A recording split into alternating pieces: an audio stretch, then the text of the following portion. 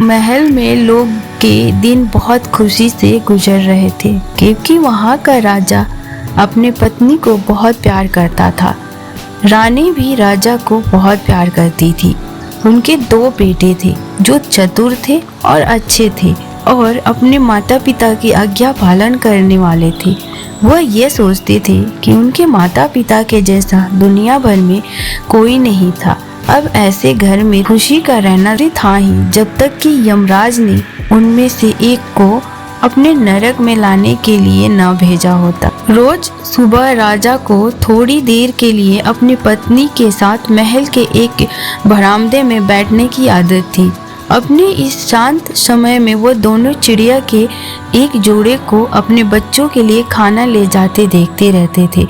एक दिन उन्होंने देखा कि एक नई चिड़िया कुछ और चिड़ियों के साथ अपनी चोंच में कुछ कांटे दबाए उस घोंसले की तरफ उड़ी जा रही थी। राजा को यह जानने की बड़ी उत्सुकता हुई कि वहाँ क्या हुआ था, सो उसने अपने एक नौकर से कहा कि वह उस पेड़ पर चढ़े और पता करे कि वहाँ क्या हुआ।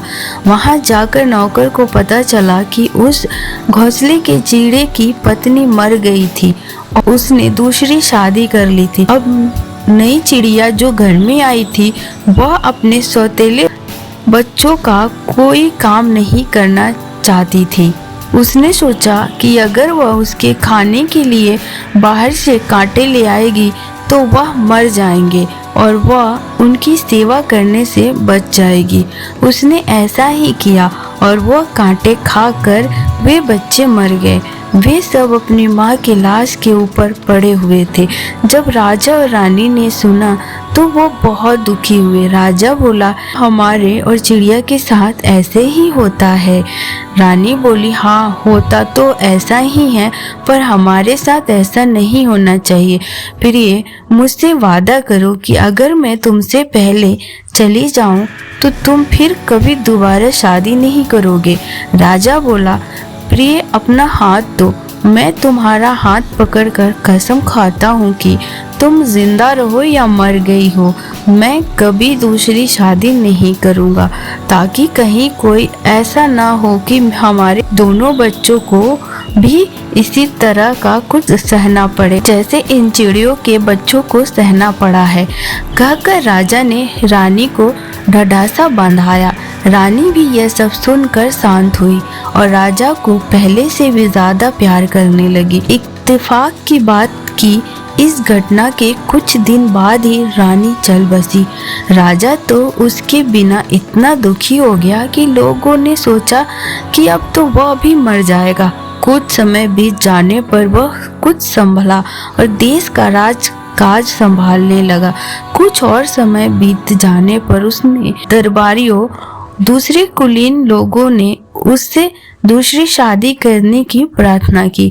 जैसे कि सोचा जा सकता है, उसको यह काम करने में जरूर ही बहुत परेशानी हो रही होगी। पहले तो राजा उनसे बात ही नहीं करते थे, वो भी अपनी प्रार्थना लगातार करते ही रहे, यहाँ तक कि उन्होंने राजा से दोबारा शादी करने के लिए हाँ करवा ही ली। उनके एक वजीर की बेटी का उनके लिए प्रस्ताव आया और राजा ने उसको स्वीकार कर लिया। जल्द ही उन दोनों की शादी हो गई। अब दुख के दिन शुरू हुए। जैसे कि उम्मीद की जाती थी, नई रानी दोनों राजकुमार से जलने लगी और उनके खिलाफ कुछ जाल रचने लगी। राजकुमारों ने उसकी इच्छाओं को ध्यान में रखते हुए उसको खुश रखने की बहुत कोशिश की, कभी उसकी इच्छाओं के खिलाफ जानने की जरूरत नहीं की, पर सब बेकार। रानी उन दोनों से बहुत नफरत करती थी और उसको उस दिन की इच्छा थी जब वो देश से बाहर निकलवा कर बर्बाद कर देगी। उसने उतने समय तक इंतजार किया जब तक उसने यह नहीं देख लिया कि राजा उसको बहुत प्यार करता है और वह उसके लिए कुछ भी कर सकता है। तब उसने राजा से राजकुमारों की अपने साथ बुरा व्यवहार करने की और अपना कहना ना मानने की शिकायत करनी शुरू कर दी। इसके अलावा उसने उससे ये भी कहा कि अगर राजा उसको इतना प्यार ना करता तो वह उनका ऐसा व्यवहार बिल्कुल नहीं सह सकती थी। राजा सुनकर बहुत गुस्सा हुआ। उसने तुरंत ही अपने आदमियों को हुक्म दिया कि वह उनके दोनों बेटों को जंगल में ले जाकर मार दे। बच्चों को अपने पिता के हुक्म के ऊपर कोई सवाल पूछने की आदत नहीं थी, सो वो दोनों बच्चे सिपाही के साथ खुशी खुशी चले गए। को पिता के बेरहम हुक्म का तो पता ही नहीं था। उन्होंने सोचा कि शायद उनके पिता ने उनको जंगल में घूमने के लिए भेजा होगा। जब वे सब जंगल में एक जगह पहुंचे तो सिपाहियों ने अपनी अपनी तलवारें निकाल ली और उनको मारने के लिए ऊपर उठाया तो बच्चों को बहुत आश्चर्य हुआ। उनको पता ही नहीं चला कि उन्हें क्या करना चाहिए।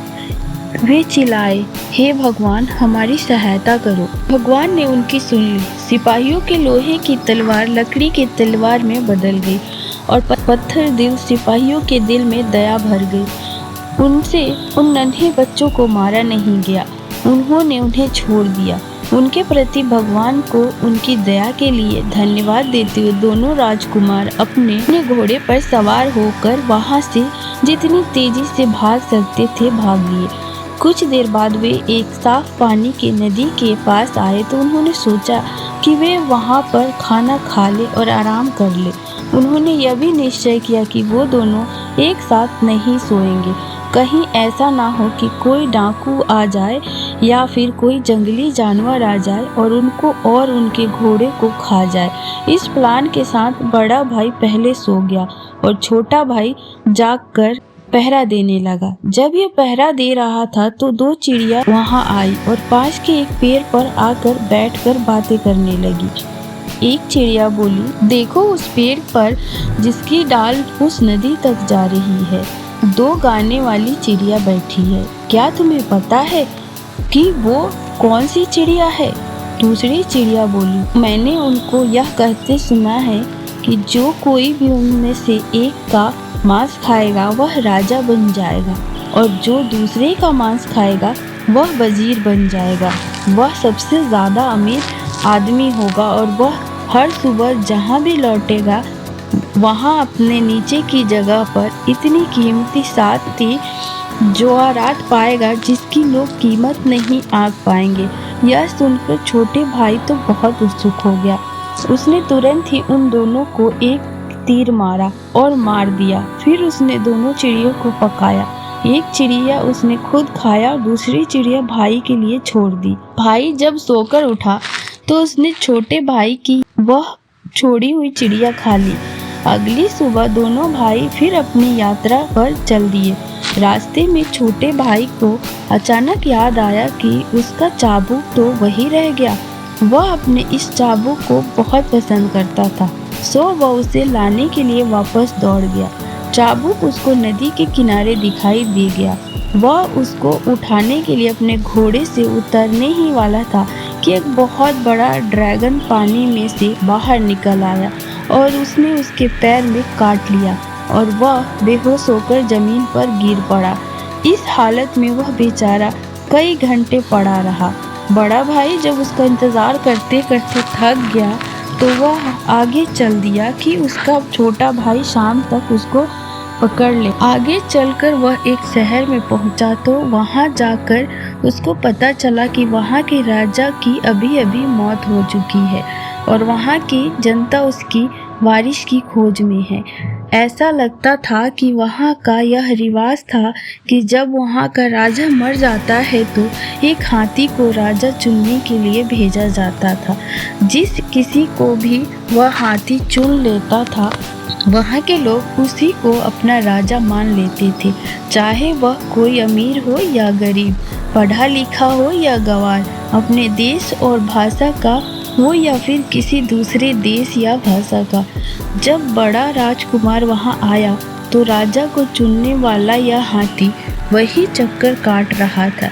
जैसे ही उसने राजकुमार को देखा तो तुरंत ही उसको सिर झुकाया। सो लोग उस राजकुमार को शहर के अंदर ले गए और उसको राजगद्दी पर बिठाकर राजा घोषित कर दिया गया।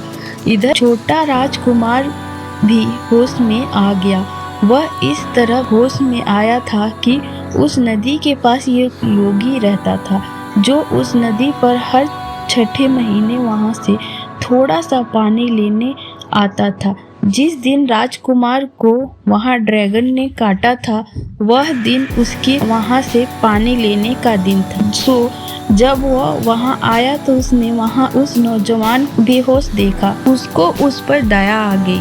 वह समझ गया कि ड्रैगन ने ही यह सब किया है। उसने जादू के कुछ शब्द पढ़े जिन्होंने नदी का पानी सुखा दिया और ड्रैगन नदी में से बाहर निकल आया। ड्रैगन ने बाहर निकलकर पूछा, तुमने यह नदी खाली क्यों की? योगी ने जवाब दिया, क्योंकि तुमने इस नौजवान को काटा। तुमने ऐसा क्यों किया? ड्रैगन बोला, ओ योगी, 2 चिड़िया थी जो अक्सर यहाँ आया करती थी और अपने गीतों से यहाँ की हवा को भर दिया करती थी। इस राजकुमार ने उसको मार दिया, इसीलिए मैंने इसको काट लिया। योगी बोला, यह तुमने अच्छा नहीं किया। सुनो, अब तुम अपना जहर इसके पैर से निकालो ताकि यह जिंदा हो सके, वरना तुम मर जाओगे। ड्रैगन बोला, मुझे माफ करें, जैसा आपने कहा है मैं वैसा ही करता हूँ। इस तरह राजकुमार फिर से जिंदा हो गया। उसने योगी को धन्यवाद दिया और आगे चल दिया, पर बदकिस्मती से उसने वह सड़क नहीं ली जिस पर उसका भाई गया था। वह दूसरी सड़क पर चला गया। उस सड़क पर चलते चलते वह एक गांव में आ पहुंचा जहां कई भयानक डाकू रहते थे। उनमें से उसने एक डाकू के घर का दरवाजा खटखटाया और उससे रहने की जगह मांगी, तो उसने उसको तुरंत ही अपने घर में ठहरा लिया। उन्होंने उसका बड़े जोर शोर से स्वागत किया और अच्छी से रहने की जगह दी। पर अफसोस, जब वो सोने के लिए लेटा, वह और उसका पलंग दोनों फर्श में से होकर नीचे एक बहुत ही भयानक तहखाने में गिर पड़े। वह बेचारा तो वहां मर ही गया होता अगर उन डाकुओं की एक लड़की ने उसको वहां देख न लिया होता और वह उससे प्यार न करने लगी होती। वह तो उस घर को अच्छी तरह जानती थी, यह भापते हुए कि अजनबी को इस कब्र में पसीना आ गया होगा। जैसे कि डाकू लोग उस जगह को कहते थे, वह छिपे रूम में उसके पास गई और उसके लिए खाना ले गई। इस खाने के बदले में राजकुमार ने उसको 7 जवाहरात दिए। वह लड़की रोज सुबह खाना लाती रही और राजकुमार उसको रोज 7 जवाहरात देता रहा। जैसे जैसे वह राजकुमार से मिलती रही, उसके लिए उसकी मोहब्बत बढ़ती ही चली गई और वह खुद क्योंकि बहुत सुंदर और अक्लमंद थी, तो राजकुमार भी उसकी तरफ आकर्षित हो गया। उसने उससे जल्द ही शादी करने का वादा किया। आखिर वो वहाँ से आज़ाद हो गए और वहाँ जल्दी से जल्दी एक तेज घोड़े पे सवार होकर समुद्र के तरफ भाग गए, जहाँ वह एक जहाज पकड़कर वहाँ से निकल लिए तो सभी किनारा छोड़ने वाला था। दूसरी सवारियों के साथ उस जहाज पर एक सौदागर भी था। उसको वह लड़की इतनी अच्छी लगी कि वह राजकुमार को मारकर उससे खुद शादी कर लेना चाहता था। इस प्लान के अनुसार एक दिन जब वह कुमार नाव खेल रहे थे, सौदागर ने राजकुमार को समुद्र में धक्का दे दिया। खुशकिस्मती से उसकी पत्नी वही जहाज के एक हिस्से में खड़ी हुई थी। उसने देखा कि उसके पति का शरीर ऊपर से नीचे आ रहा है, तो उसने तुरंत ही अपना हाथ बढ़ा दिया और उसको बचा लिया। जब यह बात कि राजकुमार जहाज से गिर गया था सारे जहाज में फैली, तो ये सब जानकर जहाज पर काम करने वाले और उसमें यात्रा करने वाले दोनों ही बहुत दुखी हुए। राजकुमार ने अपनी पत्नी को मना कर दिया था कि जब तक वो अपनी जगह पर नहीं पहुंच जाते, इस मामले की खोज नहीं करनी है। इस तरह वह वहां छिपे छिपे रहता था। सौदागर इस मामले में राजकुमार की अपनी पत्नी के बाद अपने आप को सबसे ज़्यादा दुखी दिखा रहा था। खैर, फिर सौदागर जल्दी ही ठीक हो गया और उसने राजकुमार के पत्नी की तरफ ध्यान देना शुरू कर दिया और उससे अपना साथ शादी करने के लिए कहा। लड़की ने शादी 6 महीने के लिए यह कहते हुए टाल दी कि अगर 6 महीने तक उसके पति का कुछ पता नहीं चला तो उसके साथ शादी कर लेगी। कुछ महीनों में ही जहाज अपनी जगह पहुंच गया। वहां पहुंचकर राजकुमार ने अपने आप को प्रकट किया और सौदागर पर इल्ज़ाम लगाया कि उसने उसको डुबोने की कोशिश की। इस बीच सौदागर को जेल में डाल दिया गया जब तक उसके मुकदमे की सुनवाई होती रही। इत्तेफाक से वे एक बहुत बड़े शहर के बराबर की जगह पर ही उतरे थे। यहाँ वह बड़ा राजकुमार राज कर रहा था। बड़ा राजकुमार उस समय अपने छोटे भाई के बारे में बहुत दुखी था कि उसका भाई इस समय कहाँ था। वो अपने आप को थोड़ी सी तसल्ली देने के लिए उसने अपने वजीर को कह रखा था कि वह रोज शाम को उसको एक कहानी सुनाए, क्योंकि उसका वजीर दिन में जो कुछ सुनाता था उसी पर उसको यह आशा हो गई थी कि शायद उसको किसी तरह अपने भाई की खबर मिल जाए।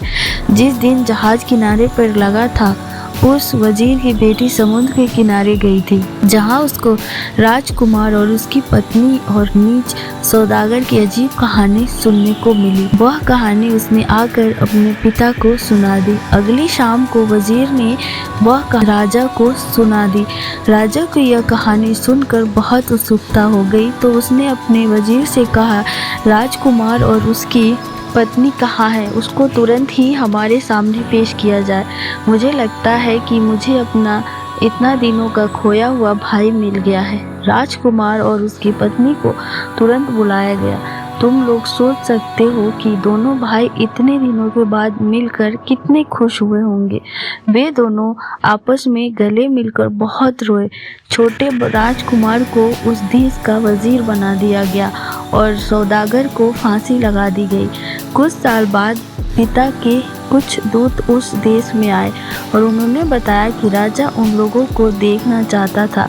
जब उसको अपनी नीच पत्नी की नीच हरकत का पता चला तो उसने उसको मार दिया। यह सुनकर दोनों भाई अपने पिता से मिलने तुरंत ही चल दिए। वे लोग वहां सुरक्षित पहुंच गए और जाकर अपने पिता से मिले। अब दोनों आपस में मिलकर बैठे। कुछ समय बाद ही राजा मर गया। बड़ा राजकुमार उस वारिस की हैसियत से उस देश का राजा बन गया और छोटा राजकुमार उस देश का राजा बन गया जहां उसका बड़ा भाई राज कर रहा था। दोनों राजकुमार बहुत फले फूले और अपनी होशियारी, न्याय और दया के लिए मशहूर हुए।